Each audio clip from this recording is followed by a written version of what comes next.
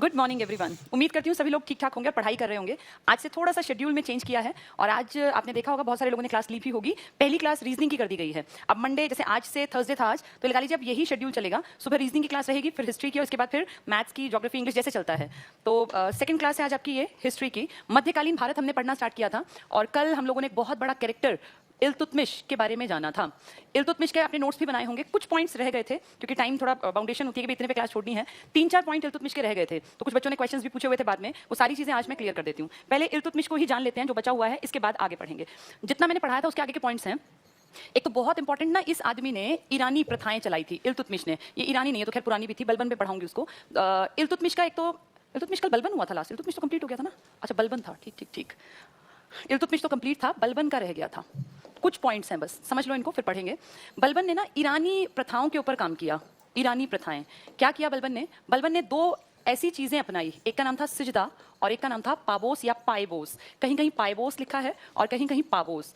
ये 2 ट्रिक समझ लो, 2 स्ट्रेटेजी समझ लो, इसके 2 तरीके, जिनसे कि आम लोगों को लगे कि हम कहीं ना कहीं कमजोर हैं सुल्तान के सामने। मैंने कल बताया था ना कैसे बलबन जो था अपने आप को स्ट्रिक्ट तरीके से दिखाता था और चेहरे पे कभी हंसी नहीं थी, सिर्फ वजीर से बात करता था और ऐसे कपड़े पहन के जैसे कोई अलग टाइप का आदमी हो। ऐसा उसे इसलिए करना पड़ा क्योंकि पहले वो एक छोटा सा गुलाम था। अगर वो अपने आप को अलग ना प्रिटेंड करता तो बाकी जनता कभी उसकी रिस्पेक्ट कर ही ना पाती, और बाकी जनता तो छोड़ो, उसके अमीर कभी उसे अपने से ऊपर मान ही ना पाते, क्योंकि वो भी तो 40 का मेंबर था। तो बलबन बहुत समझदार था। इसने अपने व्यवहार को पूरी तरह से बदला हुआ दिखाया और जब ये एंट्री करता अपने राज दरबार में तो इसके कपड़ों का तरीका, इसके बैठने का तरीका, इसका मुख मुद्रा जिसको बोलते हैं फेशियल एक्सप्रेशन, वो ये एहसास कराते कि शायद ये सच में औरों से अलग है। तो बलबन ने राजत्व का सिद्धांत अपनाया। पेपर में आता है बहुत बार राजत्व का सिद्धांत। इसने कहा कि सुल्तान कोई छोटी मोटी हस्ती नहीं है, सुल्तान भगवान के बाद, अब क्योंकि मुस्लिम कम्युनिटी है तो अल्लाह लिख देते हैं, तो इसने कहा कि अल्लाह के बाद, पैगंबर साहब के बाद कोई दूसरी हस्ती अगर धरती पर है तो वो सुल्तान है। यानी पैगंबर साहब, पैगंबर मोहम्मद, वो जिन्होंने इस्लाम धर्म का उदय जिनके कारण हुआ 610 ईस्वी में, उसने कहा कि पैगंबर के बाद जो आदमी गिना जाता है ना वो सुल्तान है। तो देखो कितनी इंपॉर्टेंस दे रहे हैं कि भगवान के बाद मैं हूं, भगवान के बाद पैगंबर, पैगंबर के बाद मैं हूं। एक बात। दूसरी बात, इस ये व्यवहार का परिवर्तन था राजत्व का सिद्धांत। तो 2 इसकी ट्रिक्स हैं। इसके अलावा राजत्व के सिद्धांत में इसने अपनी उपाधियों में कहा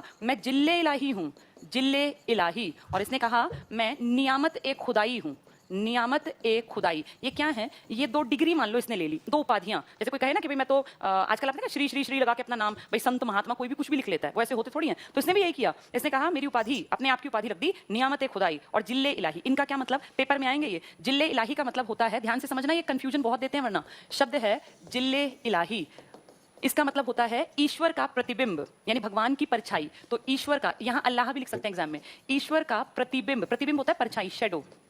और दूसरा शब्द है नियामत ए खुदाई, नियामत ए खुदाई। इसका मतलब क्या? इसका मतलब है ईश्वर का प्रतिनिधि, अल्लाह, अल्लाह का प्रतिनिधि। ईश्वर कहो अल्लाह कहो एक ही बात है, अल्लाह का प्रतिनिधि। अब जब पेपर में जाओगे ना तो वहां शब्द एक पूछेंगे और ऑप्शंस ऐसे ऐसे दे देंगे, तो वहां तुम्हें याद नहीं आएगा कि प्रतिबिंब कौन सा है, प्रतिनिधि कौन सा है। एक जैसे हैं लेकिन दोनों का मतलब अलग है। प्रतिबिंब मतलब परछाई, भगवान की शेडो, और प्रतिनिधि मतलब भगवान ने मुझे भेजा है, मैं उसको रिप्रेजेंट करता हूं। जैसे कई बार होता है ना, बड़ा आदमी कभी कोई फंक्शन में ना जा पाए तो वो अपना एक रिप्रेजेंटेटिव भेज देता है, वो जाके वहां अवार्ड ले आता है। तो ऐसे ही प्रतिनिधि है, यानी भगवान ने अपने पार्ट पे इसको भेजा, और एक है भगवान की परछाई। पेपर में कंफ्यूजन ना हो इसके लिए मैंने अपने एग्जाम के टाइम याद किया था, जिले में देखो डबल ल है, प्रतिबिंब में डबल ब दिखेगा तुम्हें।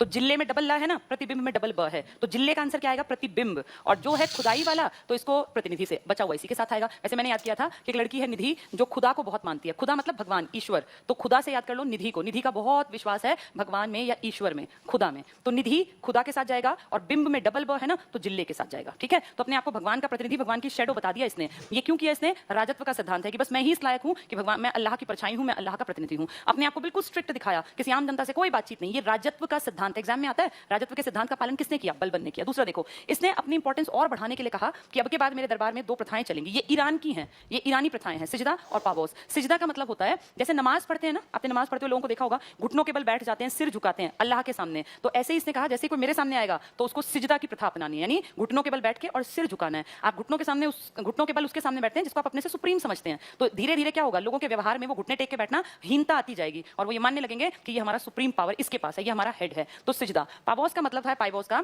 अपनी बात अगर तुम्हें सुल्तान से कहनी है तो पहले पेट के बल लेटो सुल्तान के पैरों में और उसके पैरों को चूम के अपनी बात कहो। तुमको सोचो पैर क्या होते हैं। हम अगर देखें हिस्ट्री में तो हमने माना था पुराने टाइम में कि जो सेवा का काम करते थे वो, उसका जन्म ब्रह्मा के पैरों से हुआ।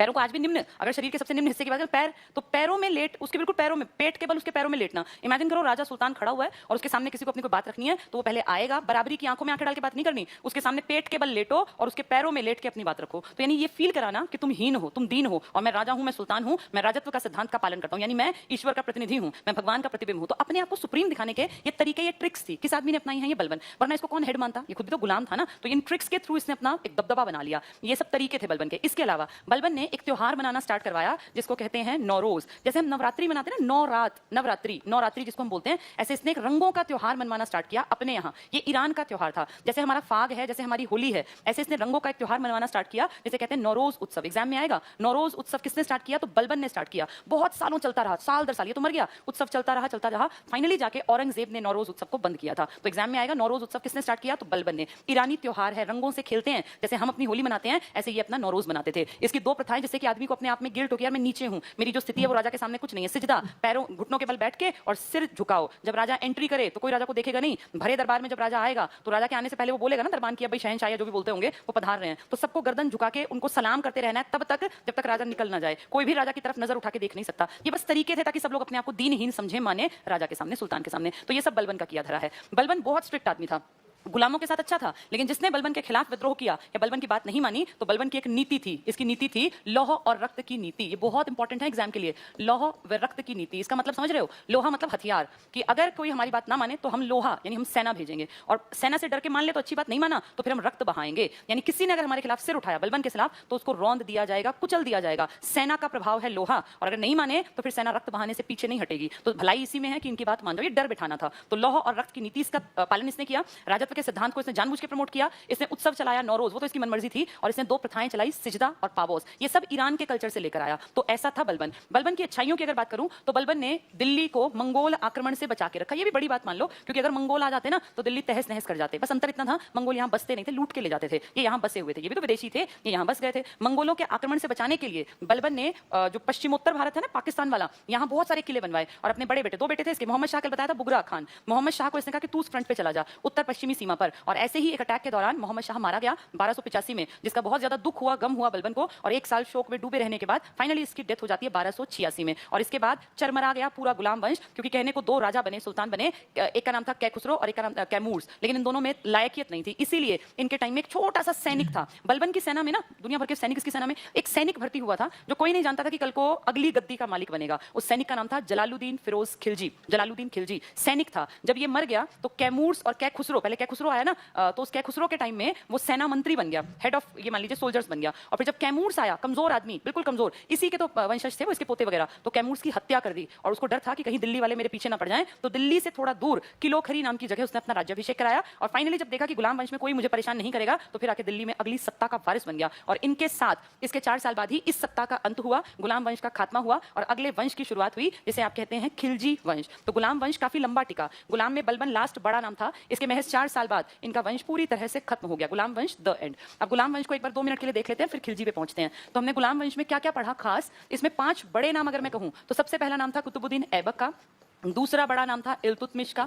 इनके बीच में याद करो इसका बेटा भी आया था, लेकिन फिर वो लायक नहीं था, आराम नाम था ना उसका, आराम शाह, तो वो कुछ नहीं कर पाया था, इल्तुतमिश। फिर इसकी बेटी रजिया सुल्तान, यहाँ रुकनुद्दीन भी आया था इल्तुतमिश के बाद, लेकिन वो नालायक था, रजिया सुल्तान। रजिया के बाद देखो फिर इसका भाई एक आया था बहराम शाह, फिर इल्तुतमिश का पोता आया था मसूद शाह, कल बताया था ये सब, लेकिन उनके नाम हिस्ट्री में लिए नहीं जाते। अगला बड़ा नाम है बलबन का। 4 बहुत बड़े हैं बलबन। इन दोनों के बीच में नासिरुद्दीन महमूद क्योंकि 20 साल टिक गया, इसलिए उसका भी नाम कहीं कहीं किताबों में दिया हुआ है, लेकिन मेन अगर देखें तो ये 4 हैं गुलाम वंश के आधार स्तंभ, जिनके ऊपर गुलाम टिका रहा एक लंबे टाइम तक, 1206 से 1290 तक। 1206 से 10 ये रहा, फिर 10 से और 36 तक ये रहा, 36 से 40 ये रही, ये 46 से 65 तक तो ये नियामतें, ये नायब ममलिकात रहा था ना, जब नासिरुद्दीन था, नासिरुद्दीन कहने का था, अपनी बेटी की शादी इसने की, तो 20 साल भी कहीं ना कहीं इसी का बहुत बड़ा रोल था। और अगले 20 साल 1265 से 1286 तक भी यही राज करता रहा। तो पूरा लंबा टाइम पीरियड इन चारों से ही जुड़ा हुआ है। और इसके बाद 2 इसके पोते आते हैं, एक का नाम है कैखुसरो और एक का नाम है कैमूर्स। दोनों लायक नहीं है। तो इसके टाइम में जो मात्र एक सैनिक था, ऐसे दुनिया भर के सैनिक होते हैं, वो इसके अगले वंशज जिसने कि 2-3 साल राज किया, उसके टाइम में वो सेना का मंत्री बना, और फिर जब उसके बाद अगला कमजोर आया तो उसकी हत्या कर दी उसी सैनिक ने। ये सैनिक कौन है? ये है जलालुद्दीन फिरोज खिलजी। और यहां जाके गुलाम वंश का खात्मा हो गया। अब ध्यान से सुनना, अगली स्टोरी स्टार्ट होती है जलालुद्दीन खिलजी की। अब ये जो खिलजी है ये गुलाम से अलग है, तो इसको सबसे पहली दिक्कत तो आएगी कि कहीं दिल्ली की जनता ही मुझे पसंद ना करे। भाई गुलामों के बहुत सारे लोग चाहने वाले भी तो थे ना, अब तक कितने लोग थे जो गुलामों को पसंद भी करते थे, क्योंकि उनको कितना टाइम बीत गया, 1206 से 90, लगभग 90 साल काट गए वो, 80 साल। तो 80 साल में उनके कितने लोग उनके चमचे भी तो बन गए होंगे। तो उसको डर था जलालुद्दीन को कि कहीं कोई मेरा मर्डर ना कर दे, नॉर्मल बात थी। तो इसने अपना राज्याभिषेक दिल्ली से बाहर किलोखरी नाम की जगह कराया और फिर इसने जनता को इंपॉर्टेंस दी। बड़ा चालाक आदमी था ये। इसने जनता को इंपॉर्टेंस दी और इसने कहा अगर किसी भी राज्य को चलाना है तो जहां जो वहां की जनता है, जो शासित लोग हैं, जिनके ऊपर शासन किया जा रहा है, जनता, उसका कहीं ना कहीं परमिशन होनी चाहिए राजा को। तो इसने जनता को खुश किया। अच्छा, ये एक चीज और समझना, ये जो जलालुद्दीन खिलजी है ना, ये कहां से आया? इनके पूर्वज तुर्किस्तान जो है ना, तुर्क मान लो, तुर्क जो तुर्की लोग हैं, तो तुर्की से भाग गए थे। तुर्की जो इलाका था ना, यहां से कभी किन्हीं कारणों से इसके पूर्वज भाग गए थे और वे तुर्की से भाग के आ गए थे अफगानिस्तान। अफगानिस्तान जैसे बहुत सारे लोग यहां से भाग के भी पाकिस्तान चले गए या पाकिस्तान से भाग के इंडिया आ गए। ऐसे कभी तुर्क थे ये लोग, इनके पूर्वज, लेकिन वो भाग के अफगानिस्तान आ गए थे। वो भी मुसलमान ही, दोनों मुसलमान हैं, लेकिन इनको अफगानी मुसलमान नाम मिल गया। जैसे अफगानी चिकन भी आता है ना, ऐसे अफगानी मुसलमान ये कहलाते थे। तो जो ओरिजिनल तुर्क वाले थे ना, ओरिजिनल जहां से भागे थे, इनके दिमाग में इनकी इमेज नीचे थी। जैसे देखो अभी भी बहुत लोग हैं वो कहेंगे नहीं पाकिस्तान ऐसा है, अफगानिस्तान ऐसा, बहुत सारे ऐसे लोग हैं। तो ऐसे ही तुर्क वाले लोग इनको नीचा मानते थे कि ये तो भगोड़े हैं, ये अफगानी जो मुसलमान है नहीं, इनका कोई लेवल नहीं है। ऐसा किसके मन में था? तुर्क वालों के मन में। और अभी जब हमने पढ़ा था गुलाम वंश, तो हमने देखा था कि गुलाम वंश में सारे जितने सरदार थे, जितने अमीर थे, वो तुर्क थे। यानी जितने सारे बड़े बड़े आदमी थे गुलामों के टाइम, वो सब तुर्क थे। और याद करो, रजिया ने जब गैर तुर्कों को इंपॉर्टेंस दी थी तो रजिया का ही खात्मा कर दिया था उसी के भाई बंधुओं ने। क्यों? क्योंकि वो चिढ़ गए थे कि गैर तुर्कों को कैसे बराबरी पे ले आई, चाहे वो याकूत हो या अल्तुनिया, तो खैर तुर्क था बाद में जिससे शादी की थी। तो अब इस चीज को समझना कि जो आदमी अगला वंशज है, इसकी इमेज जैसे कहते हैं ऊंचे खानदान के, एक नीचे खानदान के, तो उनके दिमाग में है कि है तो मुसलमान लेकिन ये निचले स्तर के हैं, क्योंकि ये तुर्किस्तान से भाग के अफगानिस्तान आए। तो इस आदमी ने चालाकी दिखाई और इसके दिमाग में आ गया कि ये तुर्क सरदार अगर मैंने ज्यादा रखे ना तो ये मेरे ऊपर हावी हो जाएंगे, क्योंकि इनकी नजर में मैं नीचे तबके को बिलोंग करता हूं, जबकि मैं भी मुसलमान हूं। तो इसने चालाकी से अपने एरिया में, अपनी टेरिटरी में तुर्क के अलावा गैर तुर्क सरदार बनाने स्टार्ट कर दिए।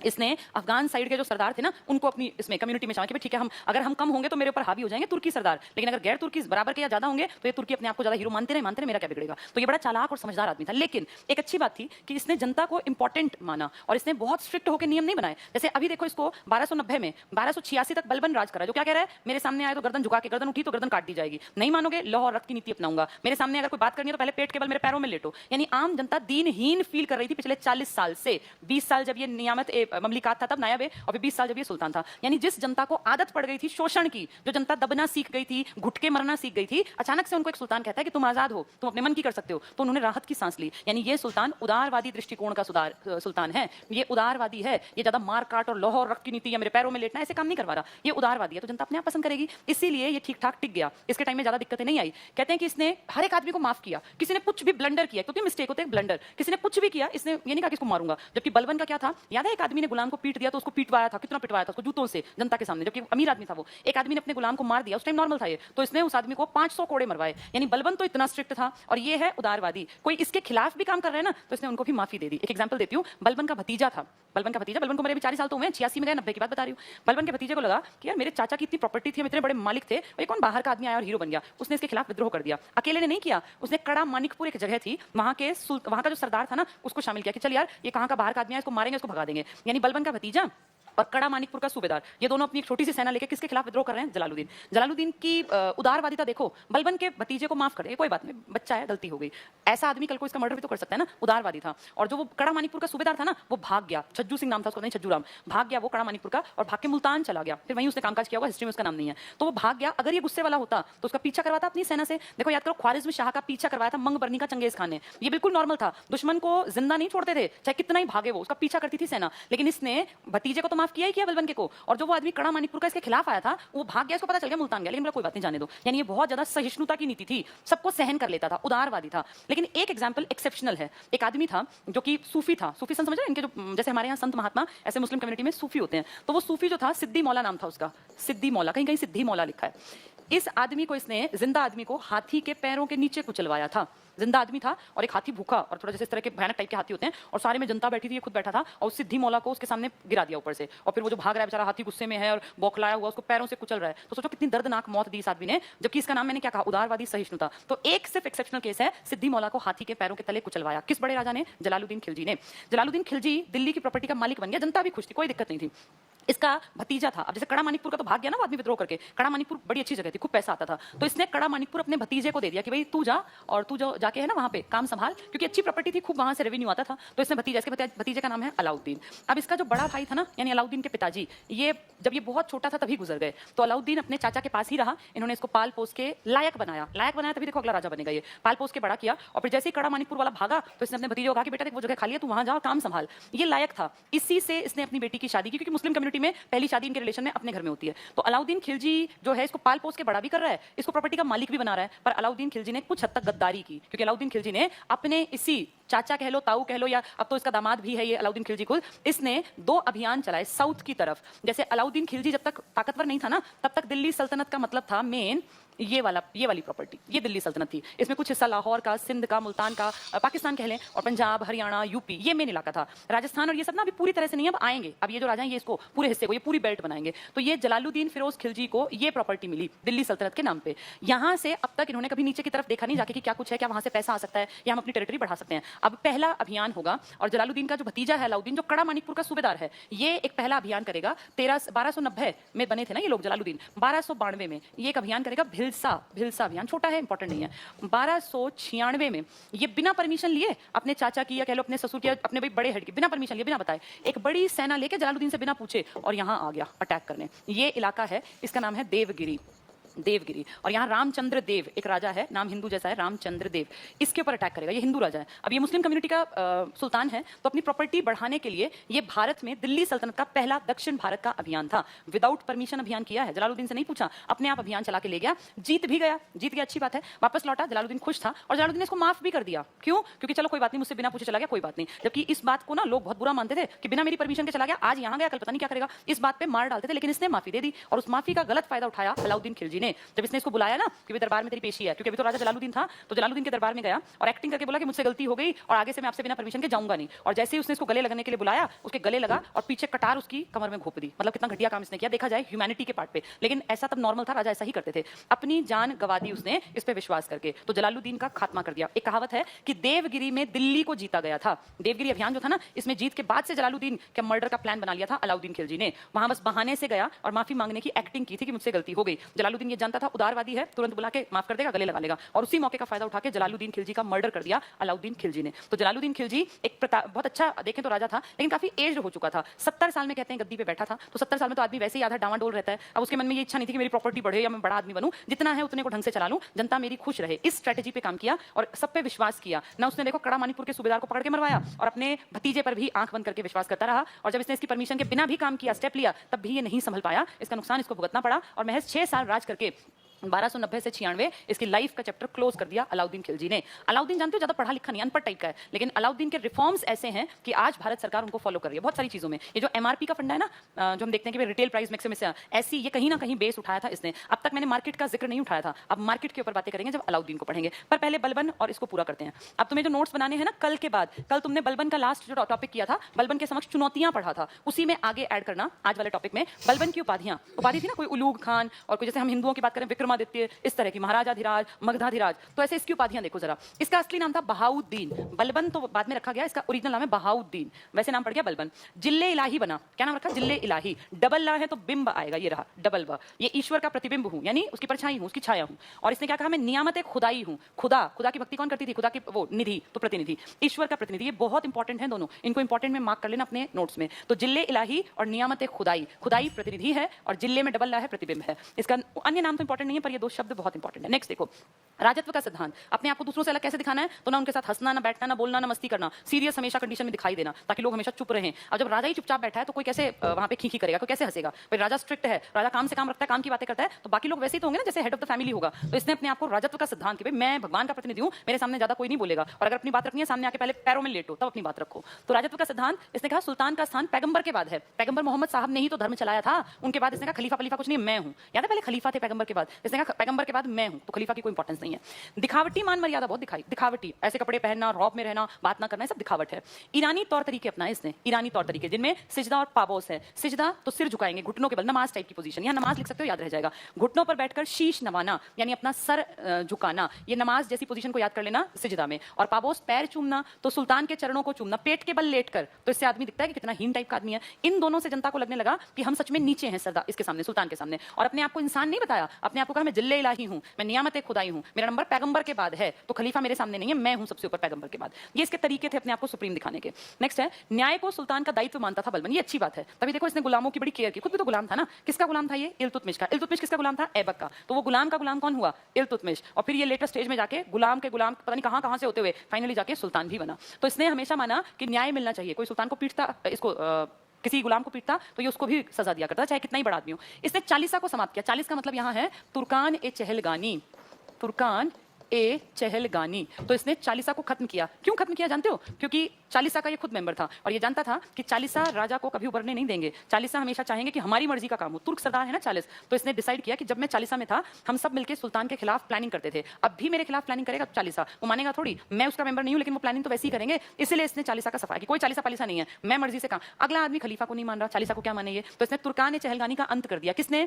बलबन ने। किसने चलाया था ये? इल्तुतमिश ने। पूछेंगे तुर्कान चहलगानी किसकी देन है? इल्तुतमिश की। 40 तुर्क ताकतवर सम्राट ये सरदार, और कहेंगे किसने खत्म किया? बलबन। कारण वो चालाकी करते थे और ये उन्हीं की चालाकियों में से निकला था, इसको पता था वो क्या करेंगे, इसको हटा सकते हैं इसलिए वही हटा दिए। ईरानी त्योहार नौरोज की शुरुआत की। 9 दिन तक रंगों से खेलने का त्योहार था नौरोज। किसने बंद किया? औरंगजेब ने। बेशक यहाँ लिख लेना बंद किया औरंगजेब ने, एग्जाम में आती है बातें। चलाया है बलबन ने, बंद किया है औरंगजेब ने। इल्तुतमिश ने चालीसा चलाया, उसको बंद कर दिया बलबन ने। बलबन ने नौरोज चलाया, उसको बंद कर दिया औरंगजेब ने। ठीक है, ये कंफ्यूज होते हैं जब इनको पढ़ते हैं तो दिमाग में बैठा लो। इल्तुतमिश का चालीसा खत्म किया बलबन ने और बलबन का नौरोज खत्म किया औरंगजेब ने।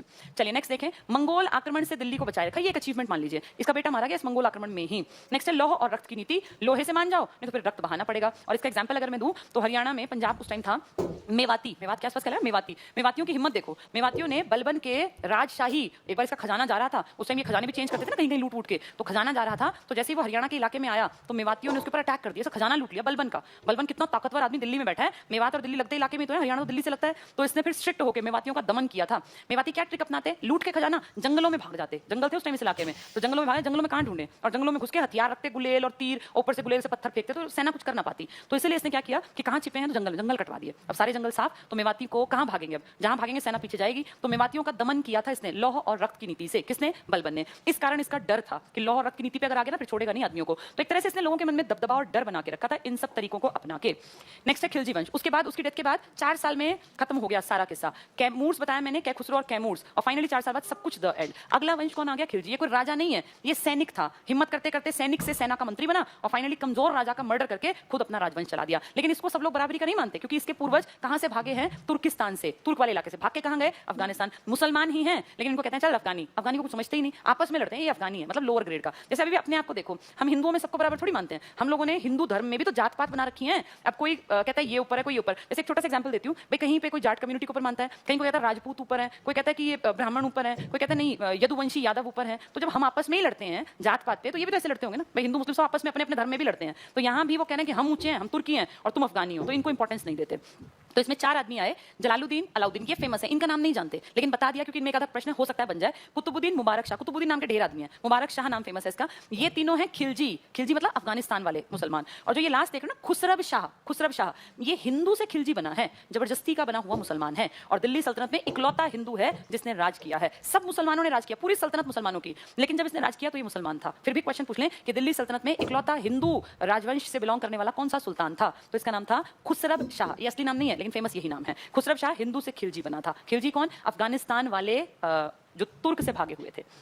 चलिए नेक्स्ट देखें, सबसे कम समय तक शासन करने वाला वंश है खिलजी वंश। कैसे? 30 साल बस राज चला इनका, 1290 से 1320, सिर्फ 30 साल। 30 साल में 4 आदमी आए और इनमें से अगर ओरिजिनल देखो ना सबसे लंबा, तो पहले वाला 6 साल, अगले ने 1316 तक राज किया, और जो अगले 2 नाम थे ना वो 4 साल में चले गए, आए और चले गए। तो ये 30 साल बस रहा, 1290 से 1320। पूछेंगे दिल्ली सल्तनत में सबसे अल्पकाल का वंश कौन सा था? खिलजी वंश था। खिलजी अफगानिस्तान में बस गए थे कभी पहले, बहुत पहले। पहले तुर्किस्तान के निवासी थे, यानी ये भी ओरिजिनल तुर्की हैं, लेकिन किन्हीं कारणों से, जैसे इंडिया से पाकिस्तान अलग हो गया तो वहां से ये भाग आए और ये भाग के कहां बस गए? अफगानिस्तान। तो इनको लोअर मानने लग गए।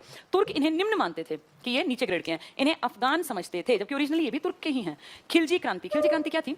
मैंने बताया कि जलालुद्दीन जो है ये एक बात भांप गया था कि दिल्ली सल्तनत में अब तक तुर्क सरदारों का बोलबाला है और ये तुर्क मन से हमारी इज्जत नहीं करते, तो अगर ये तुर्क ज्यादा रहे तो ये मेरे ऊपर हावी रहेंगे। इसने तुर्कों को हटा हटा के और गैर तुर्कों को सरदार बनाना स्टार्ट कर दिया। भाई गैर तुर्क इसकी इज्जत करेंगे, तुर्क थोड़ी इज्जत करेंगे, वो तो मन से मानते हैं कि ये भगोड़े हैं, यहाँ से भागे हुए हैं। तो इसलिए खिलजी क्रांति है ये, सत्ता सर्वहारा वर्ग के लिए खोल दी। इसने कहा सत्ता में सिर्फ तुर्क नहीं होंगे, गैर तुर्क भी सत्ता के स्वामी बन सकते हैं, वो भी इक्तेदार बन सकते हैं। तो इस बात से कौन चिड़ेंगे? तुर्क चिड़ेंगे। नेक्स्ट देखो, जलालुद्दीन फिरोज खिलजी, 6 साल का राज इसका, 1290 से 96 और चलता अगर अलाउद्दीन इसका मर्डर ना करता।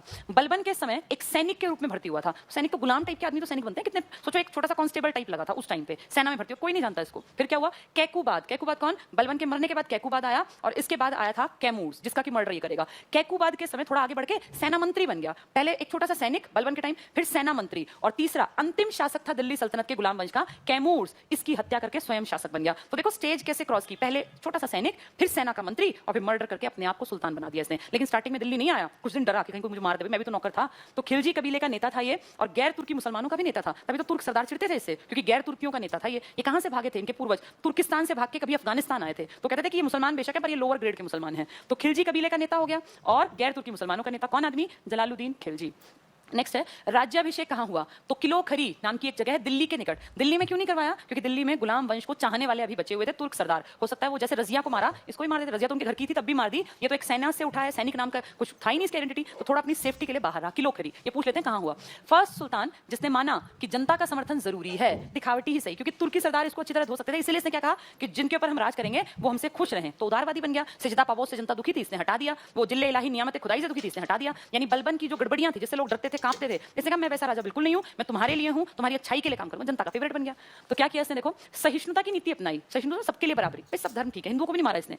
कठोर दंड से बचने की नीति अपनाई। जैसे उसका क्या था? लौह और रक्त, हाथ काट दो। उसके तो ऐसे ऐसे थे, मान लो किसी ने गड़बड़ कर दिया बलबन को, छोटी सी, कहते हैं चोरी कर ली, तो बलबन को गुस्सा आ गया तो बलबन सीधे एक पैर काट दो। सोचो उस बेचारे ने कोई 1 किलो किसी का सामान चुरा लिया, पैर गया, और गुस्सा है तो एक हाथ काट दो, दोनों हाथ काट दो, दोनों पैर काट दो। तो ऐसी ऐसी सजाएं, लोग कांपते थे बलबन से। इसने क्या कहा? कोई बात नहीं, कठोर दंड नहीं देंगे, मानवतावादी दृष्टिकोण अपनाया। तो उदारवादी दृष्टिकोण है। जब इसने उसी को नहीं मारा जिसने कि इसके खिलाफ कड़ा मानिकपुर के सूबेदार ने कि इसको मारने का भी प्रयास करवाया था, उसी को नहीं मारा, तो फिर क्या करता है ये? एक्सेप्शनल केस कौन सा है? सिद्दी मौला। ये सिद्दी मौला कौन है? एक बहुत अच्छा आदमी था, इसका खानगाह चलता था। खानगाह क्या होता है? जैसे हमारे यहाँ खानगाह, ये अपनी सिख कम्युनिटी है ना, सिखों में जैसे लंगर नहीं चलता कि भाई कोई भी आओ, वो मना नहीं करते, किसी भी धर्म का आदमी है, कोई भी आए खाए चला जाए, चाहे वो कुछ ना करे, वो कोई दान दक्षिणा कुछ ना दे, लेकिन हमेशा लंगर चलता रहता है। तो ये बहुत बड़ी बात होती है कि धर्म में इतनी सहिष्णुता है कि किसी भी धर्म के आदमी को वो रोकते टोकते नहीं है। वहां कोई मुसलमान खा रहा है, हिंदू खा रहा है, उनको कोई फर्क नहीं पड़ता, कोई पाकिस्तानी खा रहा है, कोई इंडियन खा रहा है। इनके टाइम पर एक जो सिद्दी मौला है, ये खानगाह चलाते थे। तो यहाँ पे क्या था? गरीबों को रोज हजारों गरीबों को खाना खिलाते, मतलब उस टाइम में भी ये अच्छे काम करता था आदमी। लेकिन किसी ने सुल्तान के कान भर दिए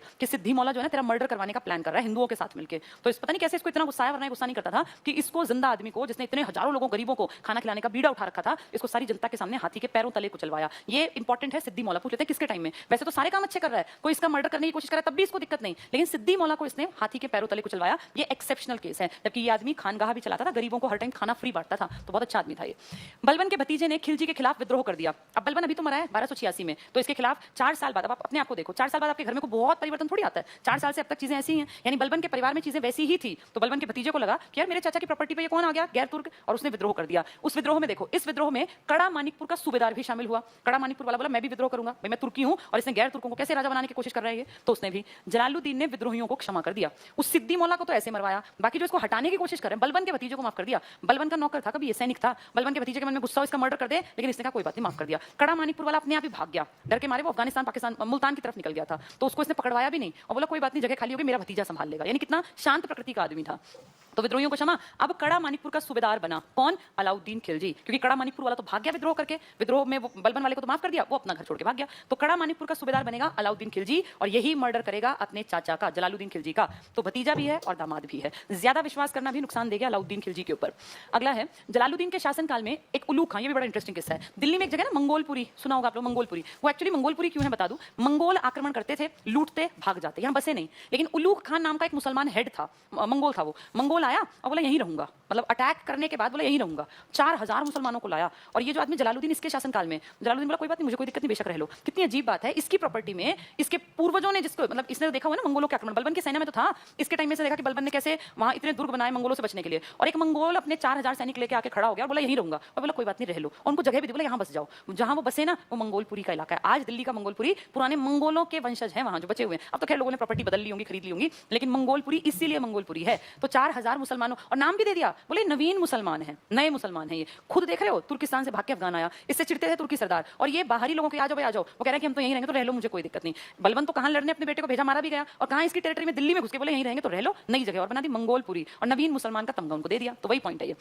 इससे दिखता है कितना उदारवादी था जलालुद्दीन के शासनकाल में। उलूग खां, अब ये उपाधि नहीं है, ये नाम है एक आदमी का, उलूग खां मंगोल है, 4000 मुसलमानों के साथ भारत में बस गया। मतलब मंगोल पहले तो आके यहाँ लूटते थे, भाग जाते थे, इसकी उदारवादिता इतनी है कि मंगोल आके यहाँ बस गए और फिर निकले थोड़ी, फिर सदा रहे यहाँ, फिर लड़े, अगली इन्हीं पीढ़ियों से लड़े, फिर ये 4000 मुसलमानों के साथ भारत में बस गया, नवीन मुसलमान इनका नाम पड़ गया, तो ये भी मुसलमान बन गए। तुर्किस्तान वाले कहते थे ये अफगानी नकली मुसलमान है, अफगान वाले कह रहे हैं नहीं सब बराबर हैं, ये मंगोल आ रहे हैं आक्रमण करके कह रहे हैं यहीं बसेंगे, तो आ जाओ जी बस जाओ, क्योंकि तू भी बाहर का वो भी बाहर का, क्या फर्क पड़ता है, दोनों इकट्ठे रह लो। 4000 लोगों को लेकर यहाँ बस गया, फिर उन 4000 सैनिकों ने यहीं शादी ब्याह करके, और उनकी जो अगली पीढ़ियां बनी हिंदू महिलाओं से शादियां की हुई, क्योंकि यहाँ पे मुसलमान तो थे नहीं थे। फिर ये धीरे धीरे करके जो ये मिक्स कल्चर है ना दिल्ली का, उसका कारण यही है। तो ये नवीन मुसलमान कहां बस गए, मंगोलपुरी में, तो मंगोल है ये, इसलिए उस जगह का नाम भी मंगोलपुरी है।